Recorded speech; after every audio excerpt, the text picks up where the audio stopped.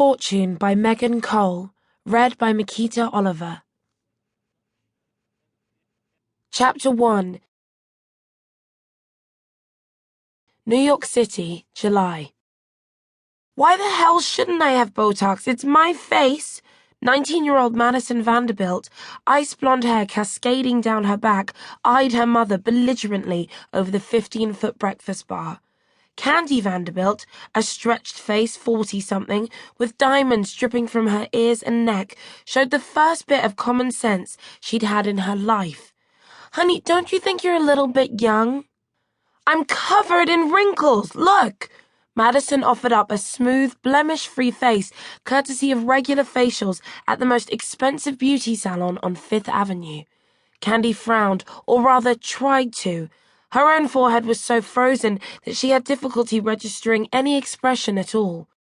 "Why don't you leave it for a few years? 21 is as good a time to start as any." "That's if I don't look 112 by then," huffed Madison. God, her life sucked. Come July, she'd normally be joining the rest of her friends in the Hamptons for a summer of sunbathing and scoping out hot guys. This year, however, she and her mum were stuck at home in their $5 million apartment in New York. Madison stomped over to the floor-to-ceiling window to look down at the sticky, traffic-clogged streets below. New York in July was so not the place to be. Her best friends, Tiffany and Chelsea, would be heading down to the beach now, while she, Madison, was cooped up in this stupid condo. It wasn't fair. "What am I supposed to do now?" she said, turning back to her mother. Candy looked up from her stool, where she was readjusting the diamond collar on her lapdog, Dolce. "Honey, you live in the greatest city in the world. There's so much to do." "Like what?" "Shopping? And Fabrizz has opened up that new nail bar around the corner. His French manicures are to die for." Madison carelessly examined a perfect pink nail. Whatever. She was so over manicures, so over her mother, so over this dumb city. It was like being a prisoner in a cage with no end in sight. Madison couldn't believe the injustice of it all. Oh my God, of all the times to get sick, Hank has to do it now? Doesn't he know he's ruining my life?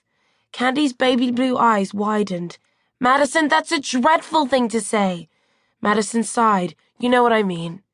Exasperated, she turned and walked over to one of the many full-length mirrors adorning the luxury apartment. Her stepfather, Hank, her mum's third husband, and a self-made millionaire, had recently been diagnosed with colon cancer and was now in one of the most prestigious hospitals in New York. The good news was that Hank was responding well to treatment.